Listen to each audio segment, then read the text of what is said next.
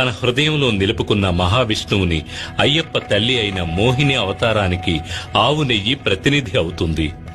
కనుక కొబ్బరికాయ, అందులో నింపబడిన నెయ్యి శివునికి విష్ణువుకి ప్రతిరూపాలు.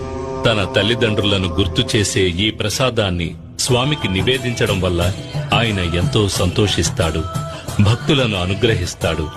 ఇరుముడిలోని వెనుక భాగంలో పసుపు, బియ్యం, పప్పు, బెల్లం వంటి పదార్థాలు ఉంటాయి.